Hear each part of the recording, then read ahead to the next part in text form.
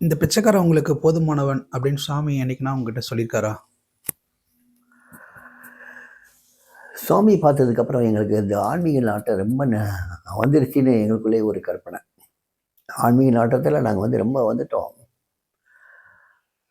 ஆன்மீக நாட்டம்னா ரொம்ப உன்னதமான ஸ்டேஜுக்கு அடைஞ்சிட்டோம்னு எங்களுக்குள்ள ஒரு ஒரு பிரம்ம. சுவாமி எங்கள்கிட்ட எப்பயுமே அன்பா, ரொம்ப கனிவா பேசி, எங்களுக்கு பல ஞானிகளுடைய கதைகளை பேசி பேசி பேசி பேசி வந்ததுனால, பல உண்மைகள், சத்தியங்கள், இந்த இந்த பிரம்ம நிலை இதெல்லாம் நாங்கள் அடைஞ்சிட்டோங்கிற ஒரு கற்பனையில் இருந்தோம். அப்போ நம்ம வாழ்க்கை எப்பயுமே இந்த மாதிரி ஞானிகள் சம்மந்தப்பட்ட வாழ்க்கையாக இருக்கணும்னு சொல்லிட்டு நாங்கள் ஒரு டூர் ஒன்று ஆர்கனைஸ் பண்ணோம். அந்த டூர் என்னென்னா, ஞானிகள் தரிசனமாக போகிறது. முதல்ல சாமி பார்க்குறது, அப்புறம் பெங்களூர் போனோன்னா பெங்களூரில் சில சாதுக்கள் சன்னியாசிகளை பார்க்க வேண்டியது, அப்புறம் அங்கிருந்த மணிக்கு நேராக போக வேண்டியது. அங்கே ஹூப்ளியில் சித்தார்த்த மடம்னு ஒன்று இருக்குது. பாப்பா ராமதாஸ்லாம் அங்கே போய் தங்கியிருக்காரு. அந்த அந்த மடத்துக்கு போகிறது. அதுக்கப்புறம் பக்கத்தில் இருக்கக்கூடியவங்க எல்லா இடத்துக்கும் போயிட்டு, கடைசியில் எங்களுடைய பயணம் பூனேயில் ஆச்சாரிய ரஜினீஷ் ஆசிரமம் வரைக்கும் போகிறதா இருந்தது. இருந்துட்டு திருப்பி ஊருக்கு வர்றதா இருந்தது. கிட்டத்தட்ட ஒரு 25 நாள் டூர் ஆர்கனைஸ் பண்ணியிருந்தோம். சுவாமி எங்களை வரவேற்றார். வரவேற்று நாங்கள் இங்கே போய் சிவகாசத்தை நிப்பாட்டியிருக்கோம். நிப்பாட்டிட்டு வாசப்படியில் உட்காந்து பேசிகிட்டு இருக்கோம். அப்போ திடீர்னு சுவாமி வர்றாங்க, ரோட்டு வழியாக வர்றாங்க. எங்களை பார்த்துட்டு வெடிச்சிரிப்பு சிரிக்கிறார். நாங்கள் உடனே சுவாமி காலில் சாஸ்தாங்க நமஸ்காரம், ரோட்லேயே நமஸ்காரம் பண்ணுறோம். சுவாமி சிரிக்கிறார் சிரிக்கிறார் சிரிக்கிறார், அப்படி சிரிக்கிறார். அப்புறம் எல்லாரையும் கூப்பிட்டு மேலே போகிறார்.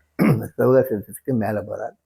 மேலே போகணுன்னு 7ஆம் நம்பர் ரூமை நாங்கள் காலி பண்ணி, அங்கே ஒரு கட்டிலும் ஒரு பாய் விரித்து, அங்கே மட்டும் சாமி உட்கார வச்சு, முன்னால் ஒரு பாயை விரித்து நாங்கள்லாம் முன்னால் உட்காந்துருக்கோம்.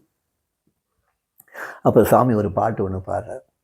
அந்த பாட்டுக்கு அர்த்தம் சொல்கிறாரு. யசோதா சொல்கிற மாதிரி, அவள் தோழிகிட்ட சொல்கிற மாதிரி, உனக்கு தெரியுமா, கிருஷ்ணன் இப்போ என்னை அம்மானு கூப்பிட்றான், நந்தனை அப்பான்னு கூப்பிட்றான், பலராமனை அண்ணான்னு கூப்பிட்றான், என் பையன் பேச ஆரம்பிச்சிட்டான், தெரியுமா உனக்கு? இதுதான் அவர் பாடின ஹிந்தி பாட்டினுடைய அர்த்தம். இதை சாமி சொல்கிறாங்க. அதை இங்கிலீஷில் சொல்கிறாங்க. கேட்ட உடனே எங்களுக்கெல்லாம் ஒரே உலகாயுதான் அடைஞ்சிட்டோம். நாங்கள் ஆஹா, நம்ம ஆன்மீகத்தில் ரொம்ப முன்னேறிட்டோம் போல்.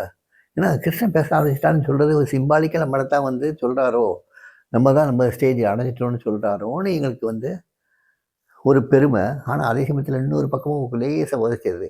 நம்ம இது வரைக்கும் பாலப்பாடம் தான் படிச்சிட்ருக்கோமா, இன்னும் அந்த முதிர்ந்த நிலையை அடையலையோங்கிற ஒரு சந்தேகமும் இருந்தாலும் சரி, நம்ம பாதையை பார்த்துட்டோம். கிருஷ்ணமூர்த்தி சொல்லியிருக்காரு, இந்த first step is the last ஸ்டெப்னு சொல்லியிருக்காரு. அதனால் நம்ம அடைஞ்சிட்டோம் அப்படிங்கிற ஒரு ஒரு சந்தோஷம், என் கர்வம்னு கூட சொல்லலாம், அதில் இருக்கோம். சாமியோட உட்காந்துருக்கோம். நாங்கள் சாமியோட இருக்கிறதா சொன்னது 3 நாள். நாங்கள் நினச்சிட்டு வந்தது 3 நாள் சாமிகிட்ட இருந்துட்டு, அங்கிருந்த மணிக்கு காரில் பெங்களூர் போகிறது. பெங்களூரில் எங்கள் 3 ஃபேமிலிக்கும் 3 காரில் வந்திருந்தோம். அங்கே போய் காரை பெங்களூரில் விட்டுட்டு, அங்கேருந்து ஒரு வேனை எடுத்துகிட்டு, ஒரே வேனை எடுத்துகிட்டு போகிறதா பிளான்.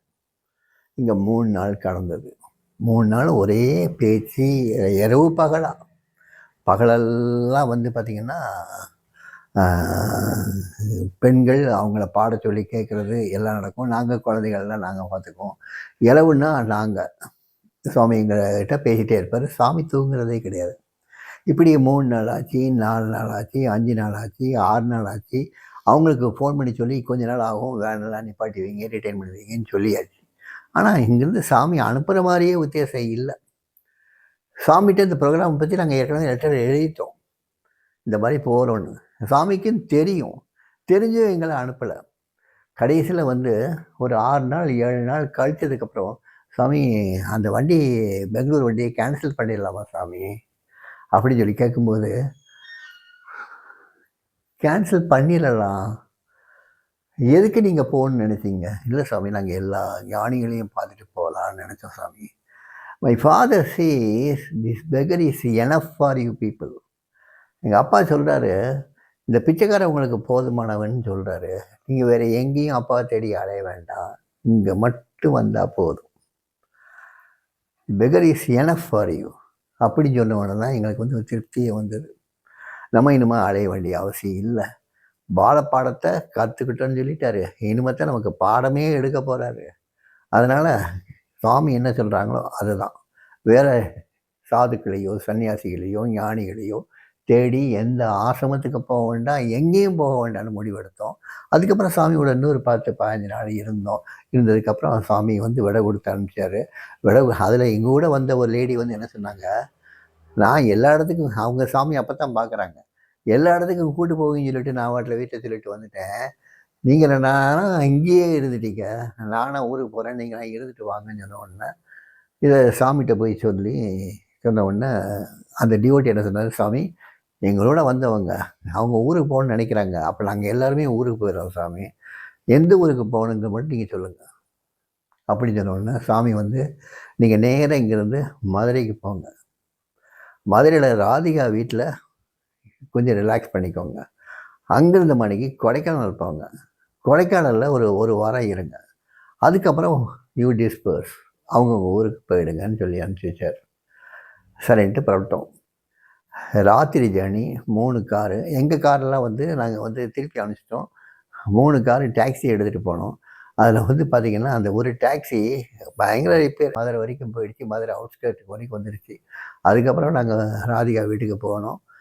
ஒரு காரு சன்டிங் அடித்தது, அங்கே தங்கினோம். அதுக்கப்புறம் கொடைக்கானல் போனோம். கொடைக்கானல் வந்து ஒரு வாரம் இருந்தோம். அங்கே தான் என்னுடைய வாழ்க்கையே மாறிச்சு. என்னுடைய ஒரு நார்மல் வாழ்க்கை அதுக்கப்புறம் தான் ஆரம்பமே ஆனது. இதில் நிறைய விஷயங்கள் இந்த சந்தர்ப்பத்தில் நடந்தது. ஆனால் பாடம் தான் கற்றுட்ருக்கோன்னு தெரிஞ்சதும், சுவாமி போதும் எங்களுக்குன்னு சொன்னதும் அப்படி ஒரு சந்தோஷத்தையும் கொடுத்தது, நம்பிக்கையும் கொடுத்தது. ஸோ இந்த சந்தர்ப்பம் ரொம்ப நல்ல சந்தர்ப்பம். எங்களுக்கு வந்து சாமி தன்னை அடையாளம் காட்டுறது, உங்களுக்காகவே நான் வந்திருக்கேன்னு சொல்கிறது. அதனால் சாமியை பார்த்தவங்க, சாமியை தன் குருன்னு கொண்டவங்க வேறு யார்கிட்டையும் போய் எனக்கு அது வேணும், அருள் வேணும், இது வேணும் கேட்க வேண்டாமே. கொடுக்கறதா உங்களுக்கு வந்து உறுதிமொழி கொடுத்ததுக்கப்புறம் இன்னொருத்தர் எதுக்கு உங்களுக்கு? அப்போ இவர் மேலே நம்பிக்கை இல்லைன்னு ஆகிடும்ல. சாமி சொன்னதுக்கு நம்பிக்கை, சாமி சொன்னதில்ல நம்பிக்கை இல்லைன்னு ஆகிடுதில்ல. அப்படி தயவுசெய்து பண்ணாதீங்க. அது சாமிக்கு கொஞ்சம் கூட உகந்தது இல்லை.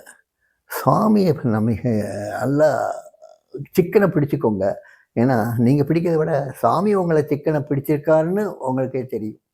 அதை விடுபட்டு நீங்கள் வெளியே எங்கே போனீங்க, வரக்கூடிய கஷ்டங்கள் இப்படி அப்படி இருக்காது, நிறைய கஷ்டப்படுவீங்க. அதை தவிர்க்கிறதுக்கு சாமியை மட்டும் பிடிங்க.